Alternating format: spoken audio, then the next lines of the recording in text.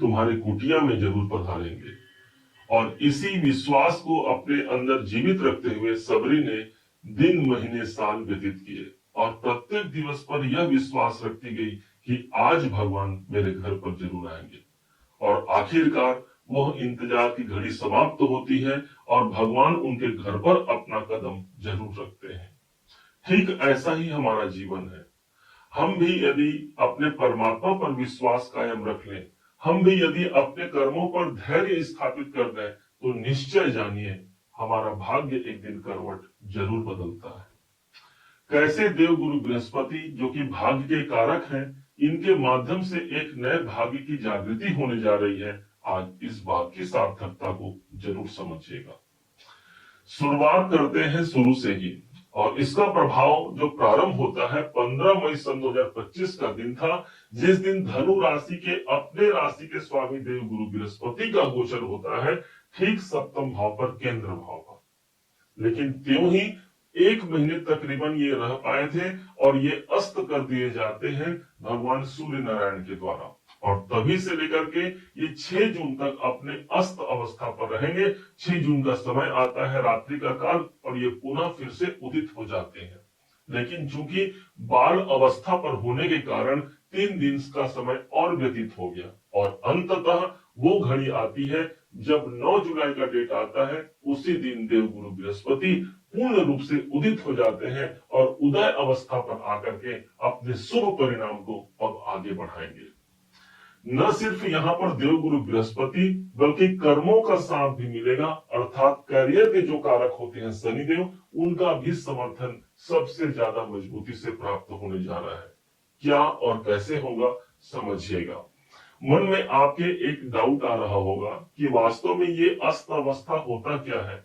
सरल शब्दों में यदि आपसे कहें तो आप ऐसा जानिए कि किसी काम को करने से आपको बहुत थकावट आ गई और उसके बाद फिर एक छोटी सी आप झपकी लेते हैं और उसके बाद जब आप उठते हैं, एक नई स्फूर्ति, एक नया ताजगी हमारे अंदर विद्यमान होता है। ठीक ऐसे ही देवगुरु बृहस्पति के अंदर अब वही स्फूर्ति, वही ताजापन इनके अंदर विद्यमान है, अर्थात जो काम इनको करना है उस कार्य की प्रगति के लिए ये पूर्ण रूप से अतिचारी अवस्था पर होकर के अपनी यात्रा को आगे बढ़ाएंगे। अब समझिएगा, इसको लेकर के हम एक बड़े परिणाम 4 भविष्यवाणी करने जा रहे हैं, जो सबसे ज्यादा महत्वपूर्णता से यदि ईश्वर ने चाहा तो जरूर पूर्ण होगा और ये भी कंप्लीट लॉजिकल होगा। कैसे इसके प्रभाव मिलेंगे, समझेगा इन चारों बातों को, चारों प्रमाण को। देवगुरु बृहस्पति सप्तम भाव पर ही तो उदित हो रहे हैं। अब जो लोग भी विवाह करना चाहते हैं तो देवगुरु बृहस्पति उनके विवाह के लिए मुहर लगा दिए। इसलिए सबसे पहला जो प्रभाव होगा, हमारे विवाह की संभावनाएं बढ़ने जा रही है।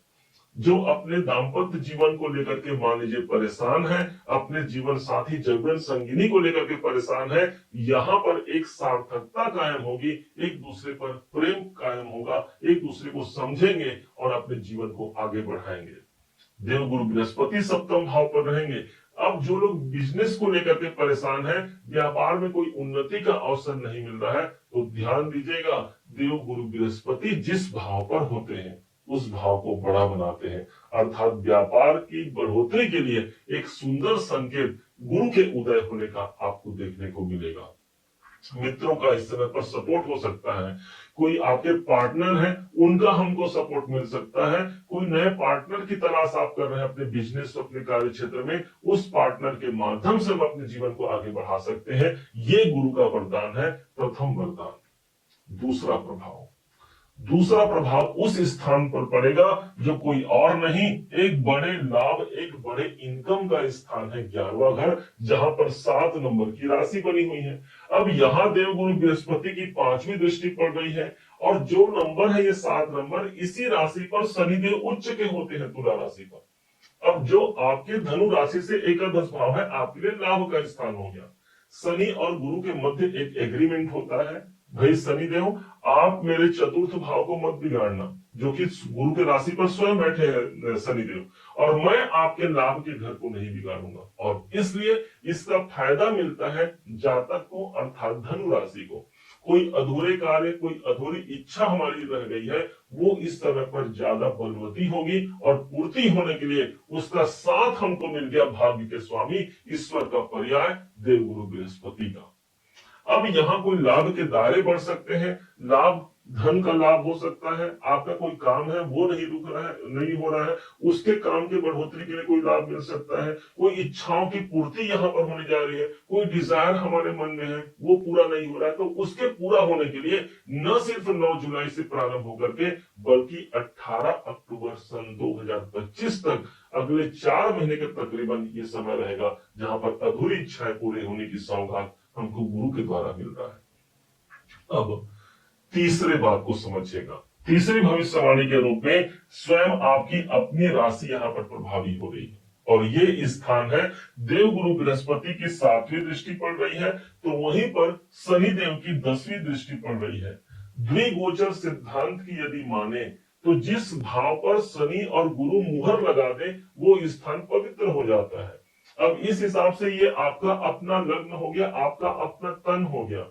इसलिए यदि शारीरिक समस्या चल रही है उस समस्या से हमको निजात मिलना है। कॉन्फिडेंस में कमी है, एक नई कॉन्फिडेंस की प्राप्ति होती है, हमारा फोकस बन पाता है किसी काम को करने के लिए। भूलिएगा मत, शनि हमारा कर्म है तो गुरु हमारा भाग्य है और इन दोनों ग्रहों का प्रभाव मुझे अपने राशि पर अपने ऊपर प्राप्त हो रहा है।